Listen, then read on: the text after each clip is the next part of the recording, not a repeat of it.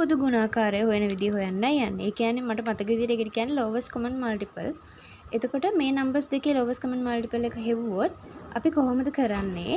දෙන්නම එකට බෙදාගෙන යනවා ළඟම number එකෙන්. ඉස්සෙල්ලාම අපිට එක හැර ඊට පස්සේ හම්බෙන number එක දෙකනේ.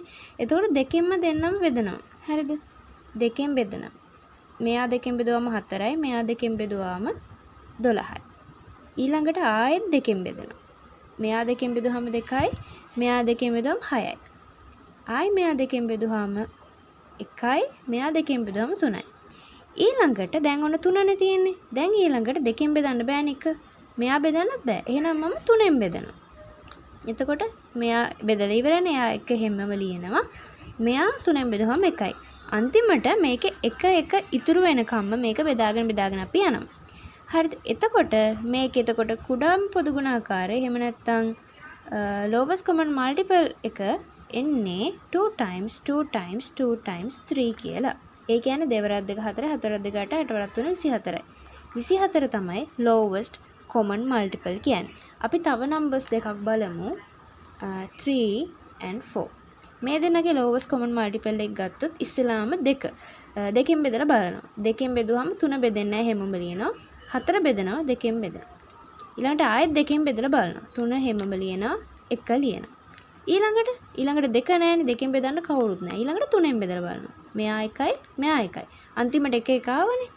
එහෙනම් දැන් මම ආයි මෙයාගේ කුඩා පොදු ගුණාකාරය lowest common multiple එක ලියන්න යන්නේ 2 times 2 times 3. දෙවරක් 2 4 4 4 12යි. එහෙනම් මේ දෙන්නගේ lowest common multiple එක ඉන්නේ 12. ඊළඟට අපි තව එකක් බලමු. 5 and 8. කලින් විදිහටම දෙකෙන් බෙදනවා ඉස්සෙල්ලාම. දෙකෙන් මෙයා 4යි 5 බෙදන්න බැරි නිසා හැමව ලියනවා. 2යි ආයෙත් දෙකෙන් බෙදුවාම මෙයා 5යි ආයෙත් 1යි. දැන් මොකද? දෙකෙන් බෙදාගෙන ගියා. අන්තිමට 1 ආව. දැන් බෙදන්න නම්බර් එකක් නැහැ. 3ෙන් බෙදන්නත් බෑනේ 5. 3ෙන් බෙදෙන්නේ නැහැනේ. එහෙනම් මම 4ෙන් බෙදන්න බලනවා. 4ෙන් බෙදෙන්නෙත් නැහැනේ. එහෙනම් 5ෙන් 5ෙන් බෙදනවනේ. එහෙනම් මම 5ෙන් බෙදනවා. අන්තිමට 1යි 1යි ආවනේ. එහෙනම් අපි හදලා ඉවරයි lowest common multiple එක. එතකොට කුඩා පොදු ගුණාකාරය වෙන්නේ 2 times 2 times 2 times 5. ඒ කියන්නේ දෙවරක් 2 4 හතරක් 2 8 8 වරක් 5 40යි. එහෙනම් මේ numbers වල කුඩා පොදු ගුණාකාරය වෙන්නේ 40. 5ගේ 8ගේ. දැන් මට මේක ඕන වෙනවා fractions එකතු කිරීම, අඩු කිරීම, බෙදීම කියන තැන්වලදී. හරිද? දැන් ඉස්සෙල්ලාම අපිට දීලා තියෙනවා 4 වෙනි ගානේ 3 over 8 minus 3 over 25 කියලා.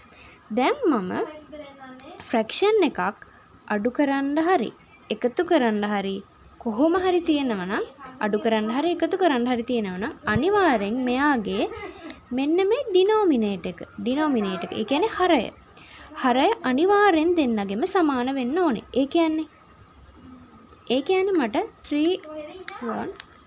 1 over 3 plus 1 over 3 කියන එක denominator එක මේක. එතකොට denominator එක 3යි.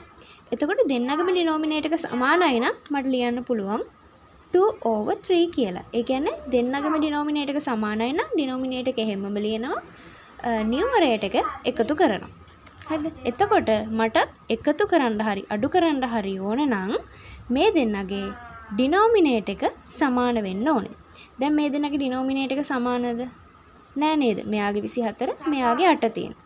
එහෙනම් මම සමාන කරගන්න මේ දෙන්නගේ highest common multiple එක හොයනවා. මේ දෙන්නගේ highest common multiple එක මොකක්ද? අපි කලින් හෙව්වා. 8යි 24යි highest common multiple එක වෙන්නේ 24. එහෙනම් මම දෙන්නම 24 කරන්න try කරනවා.